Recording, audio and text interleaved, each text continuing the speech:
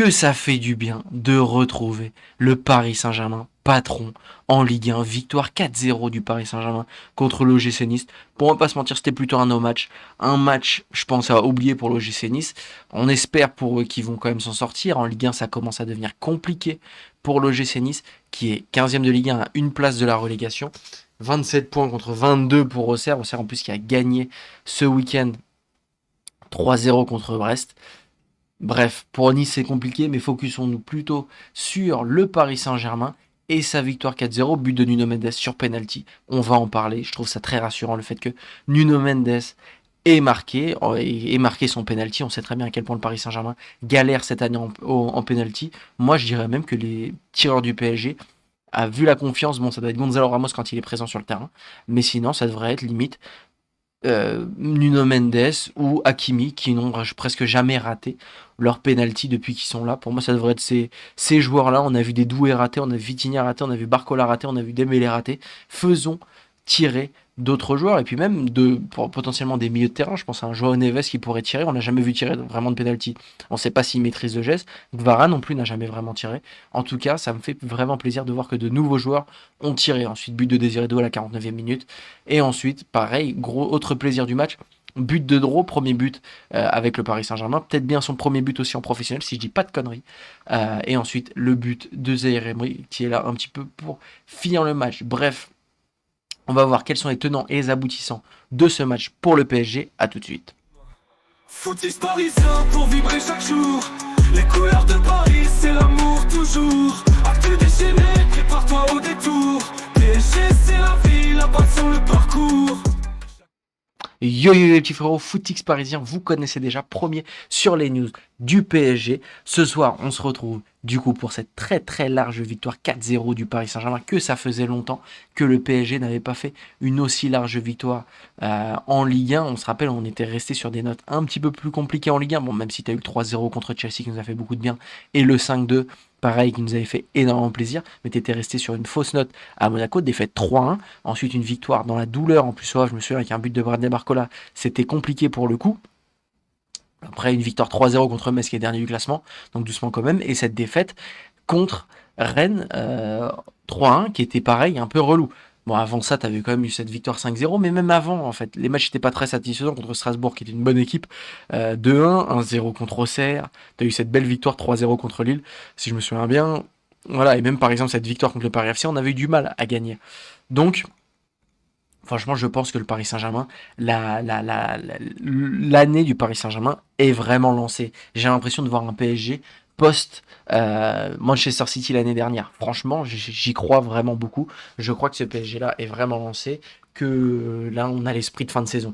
J'aimerais bien que le Paris Saint-Germain, ce Paris Saint-Germain-là en tout cas, soit une équipe de fin de saison. Ça me rappelle un petit peu le Real Madrid dans ces années. Il faut se rappeler que le Real Madrid, quand il gagne la Ligue des Champions 3 fois de suite, bon, déjà nous 2 fois serait super. J'ai pas envie de comparer notre parcours aux autres équipes parce que j'ai pas envie qu'on se mette une pression comme quoi ça serait une année ratée si on fait pas le back-to-back.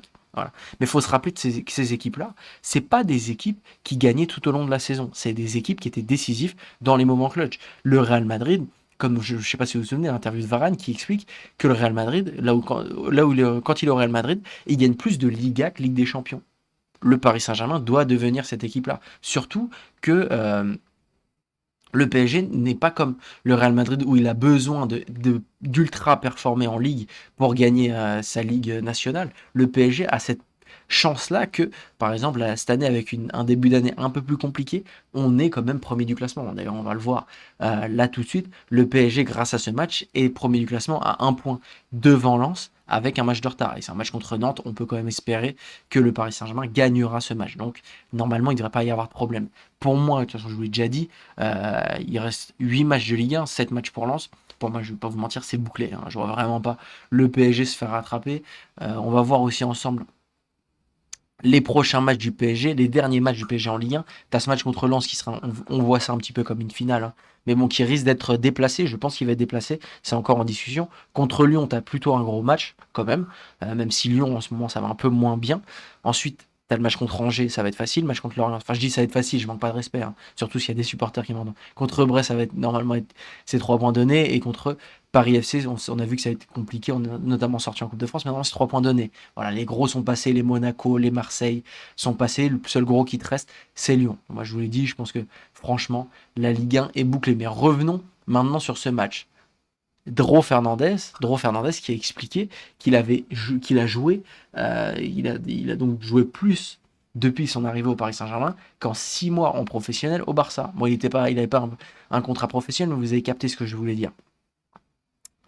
Pour lui, le Paris Saint-Germain est la meilleure équipe pour les jeunes et c'est pour ça il a rejoint le club pour jouer au foot. Et en même temps, on voit à quel point euh, Luis Enrique lui fait confiance. Encore ce soir, il rentre pour un joueur. J'ai pas envie de critiquer son talent, notamment en plus il marque un but, il fait une très bonne entrée.